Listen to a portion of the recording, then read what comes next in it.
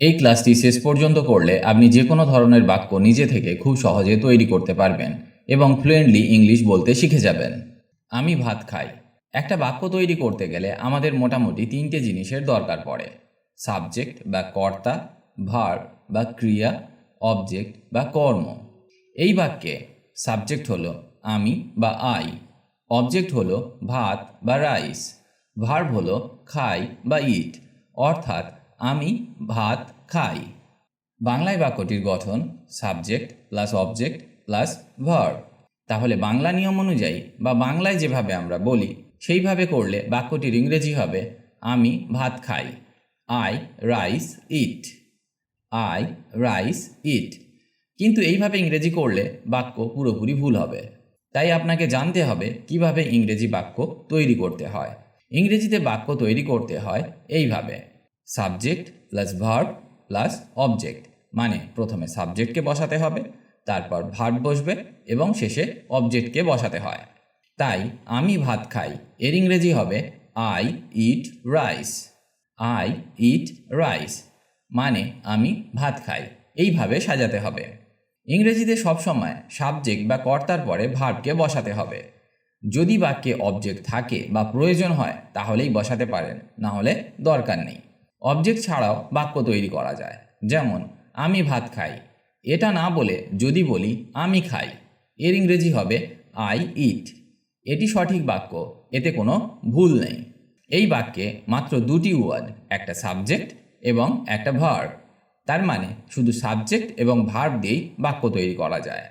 আপনাকে সব সময় মনে রাখতে হবে ইংরেজিতে বাক্য তৈরি করতে গেলে সেন্টেন্স স্ট্রাকচার হবে এই রকম: subject plus verb plus object, মানে সাবজেক্টের পরেই আপনাকে ভার্বকে বসাতে হবে, তারপর অবজেক্টকে বসাতে হবে। বাক্যে যদি অবজেক্ট থাকে তাহলে বসাবেন, না হলে কোনো দরকার নেই। আর একটা উদাহরণ দেখা যাক।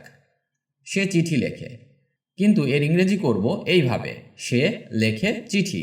কারণ আমি আগেই বলেছিলাম সাবজেক্টের পরেই ভার্বকে বসাতে হবে, তারপর অবজেক্ট বসবে। এখানে সাবজেক্ট সে বা শি, ভার্ব লেখা বা রাইট, অবজেক্ট চিঠি বা লেটার। তাহলে ইংরেজি হবে she write letter, she write letter. এটাও ভুল ইংরেজি। এটা হবে she writes a letter, she writes a letter. এখানে রাইট না হয়ে রাইটস হবে, কারণ সাবজেক্ট শি হলো থার্ড পারসন সিঙ্গুলার নাম্বার। টেন্সের নিয়ম অনুযায়ী সিম্পল প্রেজেন্ট টেন্সে subject third person singular number, মানে হি সি ইট নেম, মানে যে কোনো ধরনের নাম হলে ভার্বের শেষে এস ইএস বা আইএসকে যোগ করতে হবে। তাহলে সে চিঠি লেখে এর ইংরেজি হবে she writes a letter, she writes a letter. আশা করি এটা বোঝাতে পেরেছি। ইংরেজিতে এই বাক্যগুলিকে বলা হয় অ্যাফার্মেটিভ সেন্টেন্স। তাহলে আমরা শিখলাম কিভাবে অ্যাফার্মেটিভ সেন্টেন্স তৈরি করা হয়। যদি টেন্স নিয়ে কোনো সমস্যা থাকে তাহলে আমাদের টেন্সের ভিডিওটি দেখে নিন। খুব সহজে টেন্স শেখানো আছে, যা একবার দেখলেই পুরো টেন্স ক্লিয়ার হয়ে যাবে। লিংক ডেসক্রিপশন বক্সে দেওয়া আছে। এবার আমরা শিখব নেগেটিভ সেন্টেন্স বা নাবাচক বাক্য। আমি ভাত খাই না, I do not eat rice, I do not eat rice. Negative sentence তৈরি করতে গেলে ডু নট বা ডাজ নটকে ব্যবহার করতে হয়। ডু বা ডাজ হলো helping verb.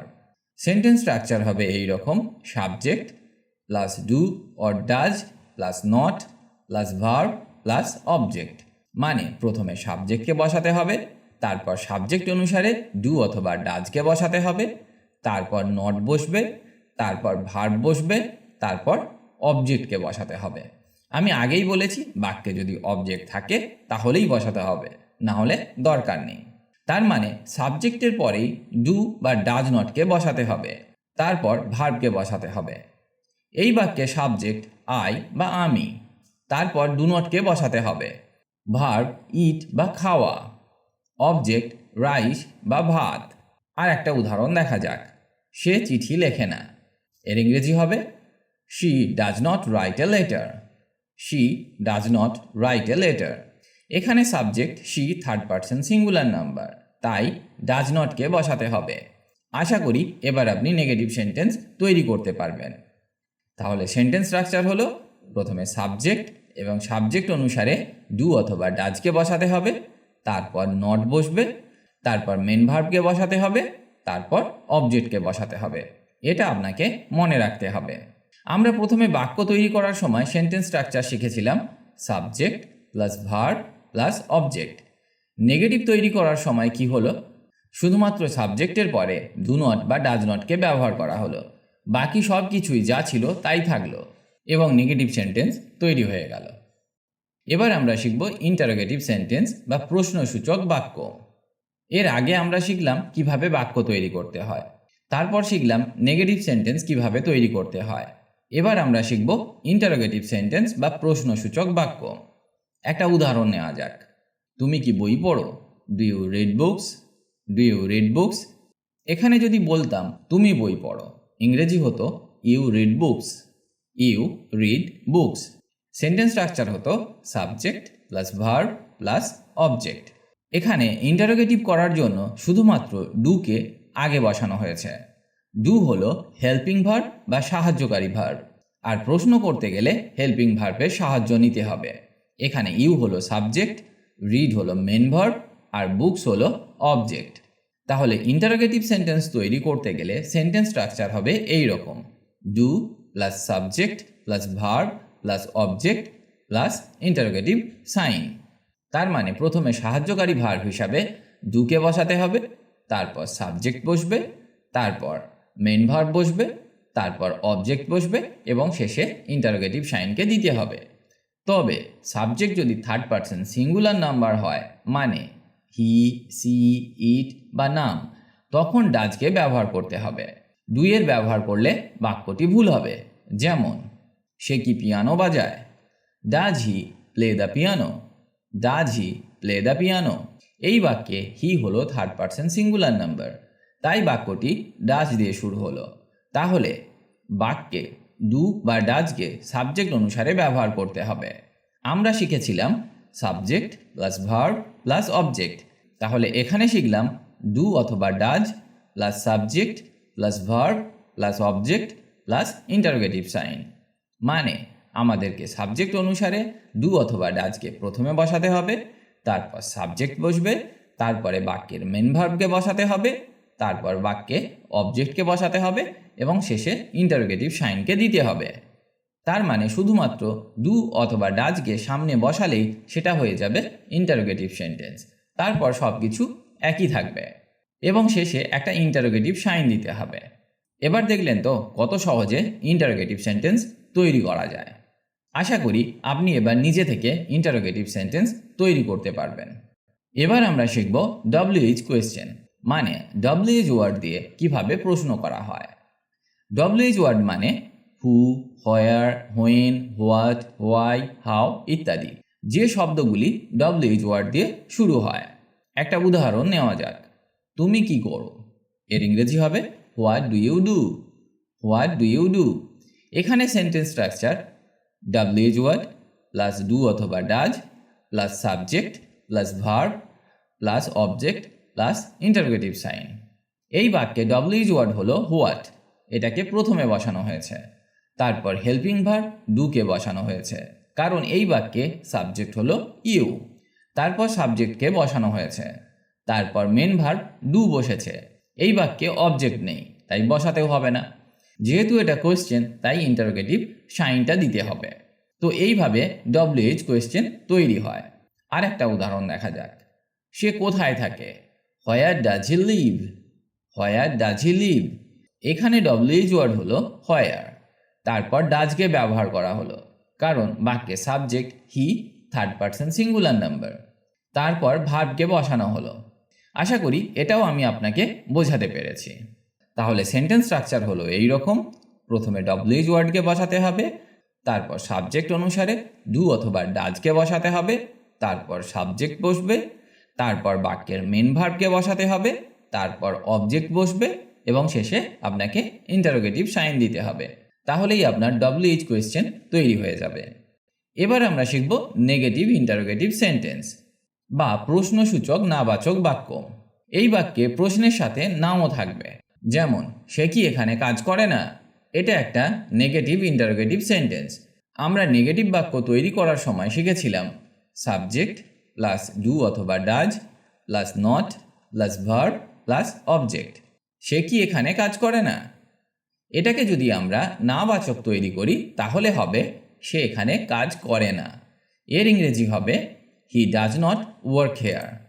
He does not work hair. এই ডাজকে যদি আমরা শুধুমাত্র সামনে বসাই তাহলে এটা হয়ে যাবে does he not work here. Does he not work hair, যার বাংলা মানে হবে সে কি এখানে কাজ করে না? সে কি এখানে কাজ করে না? আর এটাই হলো নেগেটিভ ইন্টারোগেটিভ সেন্টেন্স। দেখলেন তো কত সহজে এটা তৈরি হয়ে গেল। আর একটা উদাহরণ দেখা যাক। তুমি কি মাছ খাও না? Do you not eat fish? Do you not eat fish? এখানে সাবজেক্ট ইউ, তাই ডুকে বসানো হয়েছে। এবার সেন্টেন্স স্ট্রাকচারটা দেখে নেওয়া যাক। ডু অথবা does plus subject plus not plus verb plus object plus interrogative sign.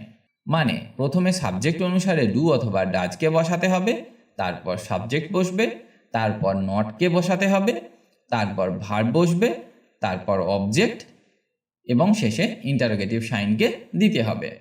আশা করি এটাও আপনাকে বোঝাতে পেরেছি এবং বাক্য তৈরি করতে আর আপনার অসুবিধা হবে না। চলুন কয়েকটি বাক্য শিখে নিই যেগুলি আমাদের স্পোকেন ইংলিশ শিখতে সাহায্য করবে এবং যা কিছু শিখলাম সেগুলির একটা প্র্যাকটিস হয়ে যাবে। আমি প্রতিদিন সকালে চা খাই। I take tea every morning. I take tea every morning. চা খাওয়ার ইংরেজি অর্থে আমরা টেককে ব্যবহার করব। সে ইংরেজি শেখায়। She teaches English. She teaches English. সূর্য পূর্ব দিকে ওঠে। The sun rises in the east. The sun rises in the east. তারা রবিবারে ক্রিকেট খেলে। They play cricket on Sundays. They play cricket on Sundays. সে একটি ব্যাংকে কাজ করে। He works at a bank. He works at a bank. আমি ঝাল খাবার পছন্দ করি না। I do not like spicy food. I do not like spicy food. সে টিভি দেখে না।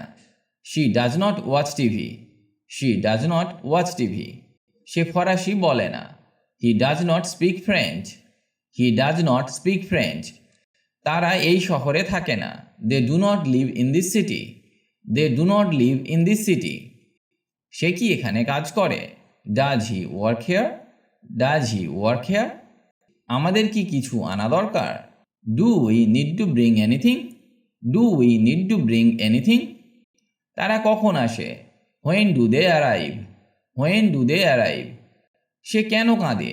Why does he cry? Why does he cry? তুমি এই খাবারটি কিভাবে রান্না করো? How do you cook this dish? How do you cook this dish? সে কি স্কুলে যায় না? Does she not go to school? Does she not go to school? সে কি উত্তর জানে না? Does he not know the answer? Does he not know the answer? কে ভাত খায়? Who eats rice? Who eats rice? কে গিটার বাজায়? Who plays the guitar? Who plays the guitar? কে রিপোর্ট লেখে? Who writes the report? Who writes the report? কে এই গানটি গায়? Who sings this song? Who sings this song? সে সব সময় হাসে। She always smile. She always smile. তারা সব সময় আগে আসে। They always arrive early. They always arrive early. আমি কখনো জাঙ্ক ফুড খাই না। I never eat junk food. I never eat junk food. সে কখনো রাগ করে না। He never gets angry. He never gets angry. আমরা কখনো দেরিতে ঘুমোতে যাই না। We never go to bed late. We never go to bed late. আজ এই পর্যন্ত, আবার দেখা হবে পরের ক্লাসে। সবাই ভালো থাকুন আর আমার সাথে ইংরেজি শিখতে থাকুন।